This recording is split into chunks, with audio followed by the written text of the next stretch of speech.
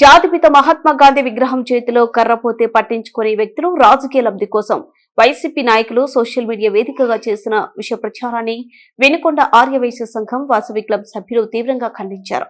పట్టణంలోనే మండల పరిషత్ కార్యాలయం వద్ద గాంధీజీ విగ్రహాన్ని అభివృద్ధిలో భాగంగా మున్సిపల్ కమిషనర్ విగ్రహ అభివృద్ధి సభ్యులు పూర్వ ప్రముఖులతో చర్చించి వారి అనుమతి ప్రకారం విగ్రహం అక్కడి నుంచి తొలగించడం జరిగిందని తెలిపారు. గాంధీజీ విగ్రహానికి డివైడర్ వద్ద కాంస్య విగ్రహ పౌండ్ ఏర్పాటుకు మంచి స్థలం కేటాయించడం జరిగిందన్నారు. నాయుడు గారు ఒక ప్రెస్ మీట్ పెట్టి గాంధీ గారి విగ్రహం తీశారు, ఎక్కడ పెట్టారు అనేటువంటి క్వశ్చన్స్ వేశారు. దాన్ని ఎమ్మెల్యే గారి పేరు కూడా ఎత్తాడు. ఎమ్మెల్యే గారు చేయించాడని చెప్పి ఆంజనేయ గారు చేయించడం కూడా పేరు ఎత్తాడు. నేను ఈ రోజున బ్రహ్మనాయుడు గారిని ఒకటే అడుగుతా ఉన్నా, ఈ రాష్ట్రంలో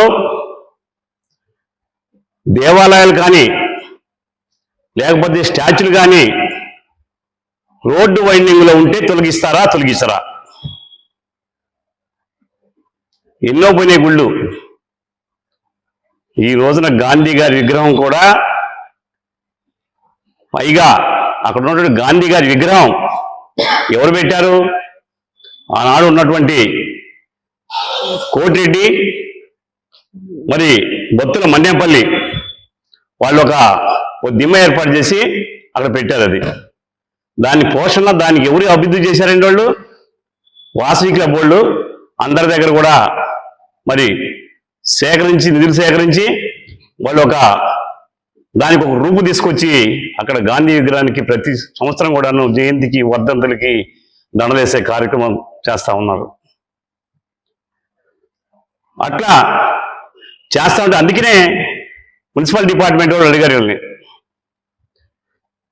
అది వైండింగ్లో ఇబ్బందిగా ఉంది తీసేస్తామని చెప్పారు. నేను కూడా మాట్లాడా. ఇప్పుడు అక్కడ వైండింగ్ పెట్టి మన ఫ్యాన్సీ కోట్ల సెంటర్ నుంచి వైండింగ్ వచ్చి ఒక సెంటర్ కార్నర్గా చేసి ఆ కార్నర్లో కాంస్య విగ్రహం పెడితే మీకు తప్పేంది? కాంస్య విగ్రహం పెడితే మీకు పెట్టకూడదా? నువ్వు గాంధీ గారు తీసే అని చెప్పి, గాంధీ గారు ఎవరికి వయసులకా? అయితే కావచ్చు వయసుడు.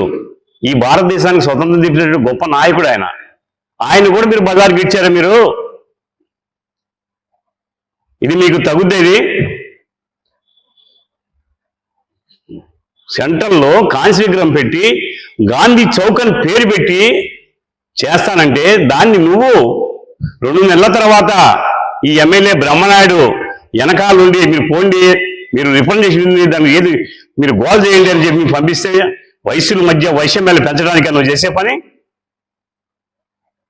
గాంధీ గారు అందరికీ గాంధీ గారు, కేవలం వయసులు అని చెప్పి వయసు మీద వైషమ్యాలు పెట్టడానికి ప్రయత్నం చేస్తున్నాను. ఇంకా నిన్ను కాదని చెప్పి పంపించారు ఇక్కడి నుంచి.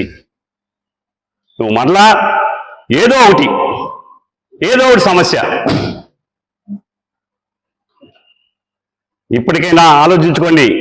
గాంధీ గారి విగ్రహాన్ని గాంధీ చౌక్ అని పెట్టి స్టాచ్యూ, మన కాంస్య విగ్రహాన్ని స్టాచ్యూ పెడతా ఉంటే హర్షించాల్సింది పోయి దాని మీద కుతంత్రాలు ఎవడో చెప్పిందని చెప్పింది మీరు విమర్శలు చేయటం అది మీకే చెందిందని చెప్పి సందర్భం మనం చేస్తాను. ఇప్పటికైనా మీరు మానుకోండి.